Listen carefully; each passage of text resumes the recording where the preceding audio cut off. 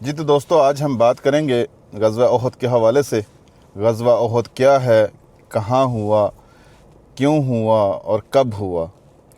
تو غزوہ احد کی ابتدا ہوئی مکہ سے۔ دوستو، میں ہوں ابو مصطفیٰ مکہ المکرمہ سے، ایک بار پھر آپ کی خدمت میں حاضر ہوں۔ امید کرتا ہوں سب دیکھنے والے دوست احباب خیر و عافیت کے ساتھ ہوں گے۔ اللہ تعالیٰ سب کی مشکلات دور فرمائے اور اللہ تعالیٰ سب کے لیے آسانی والے معاملات فرمائے۔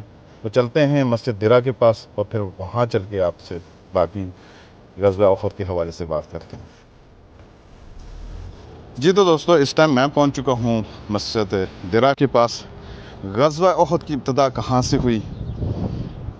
بدر کا مقام جہاں کفار مکہ کو بدترین شکست ہوئی اور ان کا کافی جانی اور مالی نقصان ہوا، تو کفار مکہ کا جو قافلہ تھا بچا کچا، جب وہ مکہ کے اندر پہنچا تو انہوں نے تہیہ کیا کہ ہم اس جنگ کا بدلہ مسلمانوں سے ضرور لیں گے۔ تو انہوں نے لشکر تشکیل دینا شروع کیا اور جنگ کی تیاری شروع کی، اور اس جنگ کے اندر حضرت عباس رضی اللہ تعالیٰ عنہ کو شامل کرنا چاہا، جو اس ٹائم مکہ کے اندر موجود تھے۔ تو حضرت عباس رضی اللہ تعالیٰ عنہ نے اس جنگ میں شامل ہونے سے انکار کر دیا، اور پھر کفار مکہ نے ان سے جنگی معاملات چھپا لیے اور ان کو نہیں بتایا۔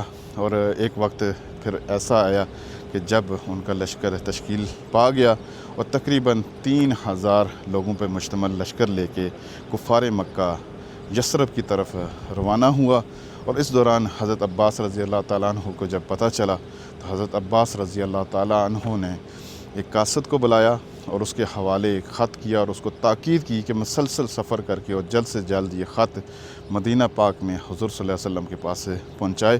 تو وہ قاصد مکہ سے نکلا، مختلف راستوں سے ہوتا ہوا مدینہ پاک کے اندر پہنچا، مسلسل 3 دن اور 3 راتوں کے سفر کے بعد۔ تو جب وہ مدینہ پہنچا تو حضور صلی اللہ علیہ وسلم اس ٹائم موجود تھے مسجد قباء کے اندر، اور حضور صلی اللہ علیہ وسلم کے حوالے وہ خط کیا گیا۔ حضور صلی اللہ علیہ وسلم چونکہ پڑھنا نہیں جانتے تھے، تو انہوں نے وہ خط اپنے ساتھ بیٹھے صحابی کو دیا اور انہیں کہا کہ اس خط کو پڑھیں۔ تو انہوں نے جب پڑھا اس خط کو تو حضور صلی اللہ علیہ وسلم نے خاموشی اختیار کر لی اور صحابی کو بھی بولا کہ وہ بھی خاموش رہیں۔ تو حضور صلی اللہ علیہ وسلم وہاں سے نکلے پھر، اور چند ساتھیوں کے ساتھ مسجد نبوی تشریف لائے اور صحابہ کرام کو اکٹھا کیا، اور ان کو اکٹھا کرنے کے بعد مشورہ کیا کہ کیا اس جنگ میں ہم اپنا دفاع مدینہ کے اندر رہ کے کریں یا مدینہ سے باہر جا کے کریں۔ تو صحابہ کرام کی مختلف رائے تھی۔ کچھ صحابہ کرام نے تجویز دی کہ چونکہ مدینہ کے اندر ہم مضبوط ہیں تو ہم یہیں پہ رہ کر مدینہ پاک کے اندر اور اس جنگ کا دفاع کرتے ہیں، اور کچھ صحابہ کرام نے کہا کہ مدینہ سے باہر نکل کے جنگ کا دفاع کریں گے یا جنگ لڑیں گے۔ تو حضور صلی اللہ علیہ وسلم اس کے بعد اماں عائشہ کے حجرے پہ چلے گئے اندر اور اپنا جنگی لباس زیب تن کیا، اور پھر باہر نکلے اور اپنے صحابہ کرام کو لے کے، جو کہ 1000 افراد پر مشتمل تھا، لے کے اس جگہ پہ آئے مسجد درہ کے پاس۔ یہ مسجد درہ ہے۔ تو جب یہاں پہ آئے تو یہاں پہ اپنے لشکر کا پڑاؤ کیا، اور یہاں پہ پڑاؤ کرنے کے بعد اپنے لشکر کا جائزہ لیا۔ تو اس لشکر کے اندر نہ کچھ کم سن بچے جن کی عمر 14 اور 15 سال تھی، تو وہ بھی شامل تھے۔ تو ان کو حضور صلی اللہ علیہ وسلم نے واپس جانے کو کہا۔ وہ جو چھوٹے بچے تھے انہوں نے ضد کی، اصرار کیا، جس میں حضور صلی اللہ علیہ وسلم نے ان کو پھر اس جنگ کے اندر شامل کر لیا۔ یہ مسجد درہ ہے۔ جب حضور صلی اللہ علیہ وسلم یہاں پہ آئے تھے تو مسجد درہ نہیں موجود تھی، یہاں پہ کوئی مسجد نہیں تھی، جگہ ہی تھی، یہاں پہ حضور صلی اللہ علیہ وسلم نے پڑاؤ کیا تھا۔ مسجد بعد میں بنی، اور یہ ابھی جو موجودہ مسجد ہے یہ ترکیوں کے زمانے میں بنی ہے۔ تو پہلے میں آپ کو اس کے اندر کا وزٹ کراتا ہوں، اس کے بعد پھر باقی تفصیل جو ہے نا وہ آپ کو میں بتاؤں گا۔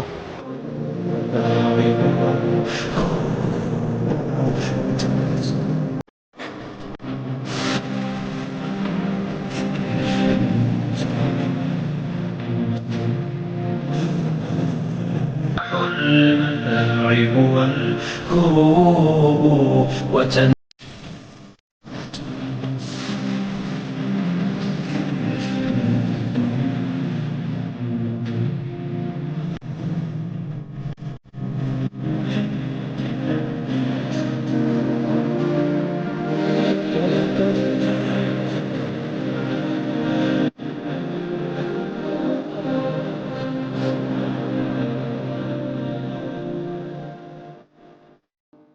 اندر بات کرنا مناسب نہیں ہے، باہر نکل کے آپ کو پھر باقی ڈیٹیل بتاتا ہوں۔ بعض روایات کے مطابق حضور صلی اللہ علیہ وسلم نے یہاں پہ 3 نمازیں پڑھی ہیں، اور بعض کے مطابق جو ہے نا کوئی 4 نمازیں یہاں پڑھی ہیں۔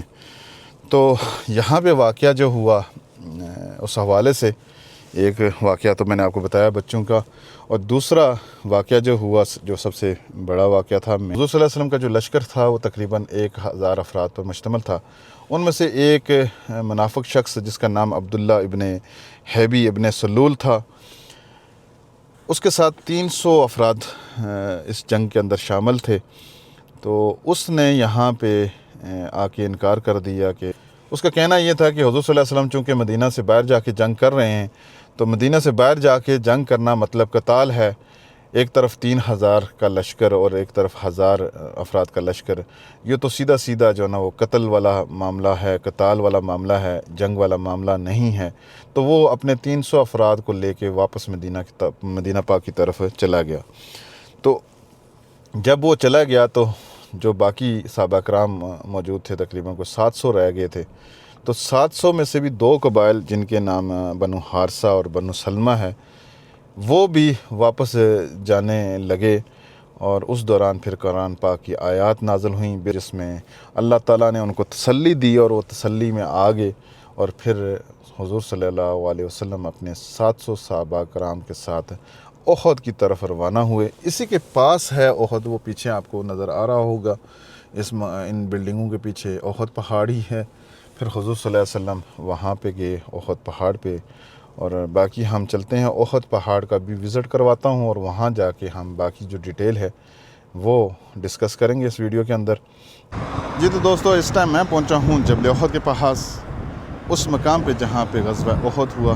میرے سامنے آپ کو یہ احد کا پہاڑ نظر آ رہا ہے، جبل احد، جس کے بارے میں حضور صلی اللہ علیہ وسلم کہا کرتے تھے کہ احد ہم سے محبت کرتا ہے اور ہم احد سے محبت کرتے ہیں۔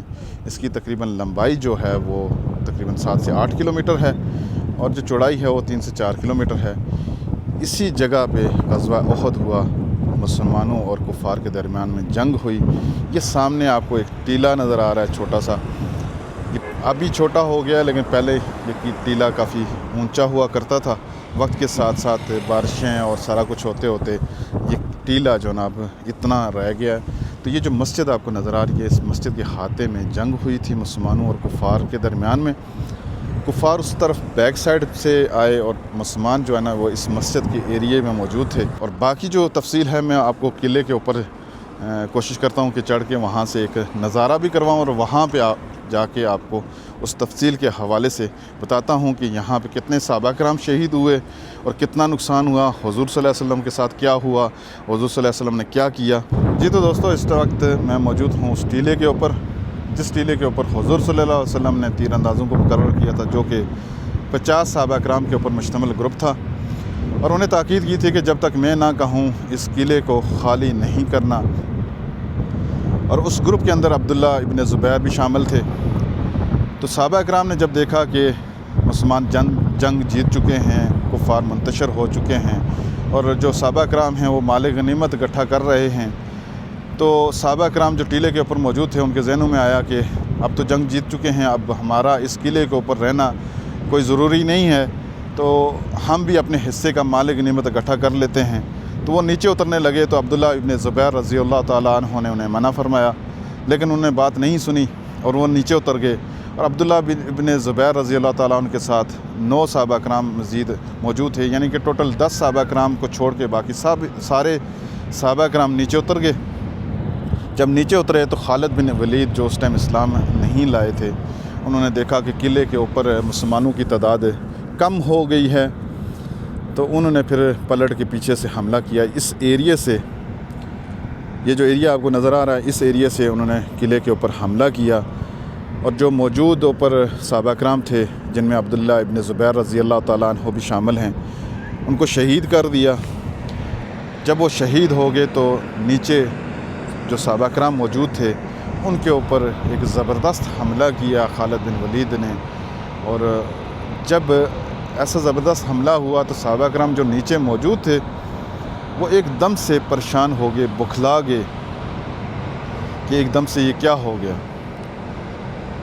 تو اس جنگ کے اندر تقریباً کوئی 70 صحابہ کرام شہید ہوئے، مسلمانوں کا کافی نقصان ہوا۔ حضور صلی اللہ علیہ وسلم کے 2 دندان مبارک شہید ہوئے، ان کے چہرہ لہو لہان ہو گیا۔ حضور صلی اللہ علیہ وسلم کو پیچھے لے کے جایا گیا احد کے پہاڑ کی طرف۔ یہ مسجد سے جو پیچھے والا پہاڑ نظر آ رہا ہے، اس کے اندر ایک گھاٹی کے اندر حضور صلی اللہ علیہ وسلم کو لے کے جایا گیا، اور پھر وہاں پہ حضور صلی اللہ علیہ وسلم کے زخم صاف کیے گئے۔ اس جنگ کے اندر امیر حمزہ رضی اللہ تعالیٰ عنہ شہید ہوئے۔ امیر حمزہ رضی اللہ تعالیٰ کو جو شہید کرنے والا شخص تھا، جس کا نام حبشی تھا، حبشی کا ایک چاچا مارا گیا تھا بدر کے مقام پہ، تو اس نے وہاں پہ تہیہ کیا تھا کہ میں اپنے چاچا کا بدلہ لوں گا امیر حمزہ رضی اللہ تعالیٰ عنہ سے۔ پھر وہ یہاں پہ گات لگا کے بیٹھا رہا، انتظار کرتا رہا کہ کب موقع ملے تو میں اپنے نیزے سے امیر حمزہ رضی اللہ تعالیٰ عنہ کو شہید کروں۔ آخرکار اس کو موقع ملا، اور اس نے پھر وہ نیزہ پھینکا، اور امیر حمزہ رضی اللہ تعالیٰ عنہ کے جسم مبارک پہ وہ نیزہ لگا، اور وہ نیچے گر گئے اور شہید ہو گئے۔ اور پھر اس جنگ کے اندر مصعب بن عمیر رضی اللہ تعالیٰ عنہ، ماشاءاللہ خوبصورت چہرہ، غنی صحابہ کرام میں شمار ہوتا تھا، وہ بھی شہید ہوئے۔ جب وہ گرے تو ان کی مشابہت حضور صلی اللہ علیہ وسلم کے سے بہت ملتی تھی۔ جب وہ نیچے گرے تو کفار نے مشور کر دیا کہ نعوذ باللہ حضور صلی اللہ علیہ وسلم شہید ہو گئے ہیں۔ تو مسلمان ایک دم سے مزید بکھلا گئے کہ اگر ہمارے حضور صلی اللہ علیہ وسلم ہم میں نہیں رہے تو ہم یہ جنگ کس کے لیے کر رہے ہیں۔ تو اس وقت پھر آیات بھی نازل ہوئیں اللہ تعالیٰ کی طرف سے کہ اگر ہم نبی شہید ہو گئے تو آپ کیا ان کا جو کام ہے وہ چھوڑ دو گے، ان کی اتباع جو ہے وہ چھوڑ دو گے۔ تو اس حوالے سے قرآن پاک کی آیات نازل ہوئیں۔ تو اس جنگ کے اندر امیر حمزہ رضی اللہ تعالیٰ عنہ جیسے حضور صلی اللہ علیہ وسلم کے چچا مبارک مصعب بن عمیر رضی اللہ تعالیٰ عنہ، عبداللہ بن جیش رضی اللہ تعالیٰ عنہ یہاں پہ شہید ہوئے۔ تو مسلمانوں کا کافی نقصان ہوا اس جنگ کے اندر۔ جیتی ہوئی جنگ امیر کی اطاعت نہ کرنے کی وجہ سے ہار دی گئی۔ مسلمانوں کو سبق ملا اس جنگ کے اندر۔ تو پھر حضور صلی اللہ علیہ وسلم نے اس ایریے میں، یہ جو آپ کو نیچے 4 دیواری نظر آ رہی ہے مسجد کے سائیڈ پہ، یہاں پہ پھر اجتماعی قبر بنوائی۔ 70 صحابہ کرام کو یہاں پہ دفن کیا گیا۔ کفار مکہ کی جو قیادت کر رہا تھا وہ ابو سفیان کر رہا تھا۔ پیچھے جب گھاٹی میں لے کے جایا گیا تو وہاں پہ پھر ابو سفیان کا اور صحابہ کرام کا مکالمہ ہوا، جس میں سفیان نے کہا کہ ہم نے آج جو بدر کی جنگ ہے اس کا بدلہ لے لیا، جس پہ حضور صلی اللہ علیہ وسلم نے کہا کہ ایسا نہیں ہے کہ تم نے بدلہ لے لیا، ہمارے جو لوگ وہاں پہ مارے گئے وہ جہنم رسید ہوئے، جو صحابہ کرام یہاں شہید ہوئے ہیں وہ جنت میں گئے ہیں۔ تو یہ جو معاملہ ہے وہ برابر نہیں ہے۔ تو خیر ابو سفیان پھر مکہ واپس روانہ ہو گیا، اور حضور صلی اللہ علیہ وسلم اپنے صحابہ کرام کو جو باقی رہ گئے ان کو لے کے مدینہ پاک چلے گئے۔ تو یہ داستان ہے جبل احد کی، غزوہ احد کی۔ جی تو دوستو، آج کے ویلاگ کے اندر ہم نے غزوہ احد کے حوالے سے بات کی ہے۔ جبل احد بھی ایک ٹاپک ہے، ایک الگ ٹاپک ہے، اس کے اوپر بھی ویلاگ ہونا چاہیے۔ میں کسی دن آپ کو اس جبل احد کے اوپر یا اس کے اندر لے کے جاؤں گا، جہاں پہ حضور صلی اللہ علیہ وسلم نے اور جو صحابہ کرام باقی ان کے ساتھ تھے انہوں نے پناہ لی تھی پیچھے کر کے، جہاں پہ حضور صلی اللہ علیہ وسلم کے زخم مبارک جو ہے نا صاف کیے گئے تھے۔ پھر وہاں پہ ایک مسجد بھی ہے جہاں پہ حضور صلی اللہ علیہ وسلم نے ظہر و عصر کی نماز اکٹھی پڑھی تھی۔ تو اس حوالے سے بھی انشاءاللہ آئندہ ویلاگ کے اندر بات کریں گے۔ جاتے ہوئے آپ سے ایک درخواست ہے کہ آپ میرے چینل کو سبسکرائب اور لائک ضرور کر دیں، تاکہ آپ کو انشاءاللہ اس طرح کی مزید اور انفارمیٹو ویڈیو مل سکیں۔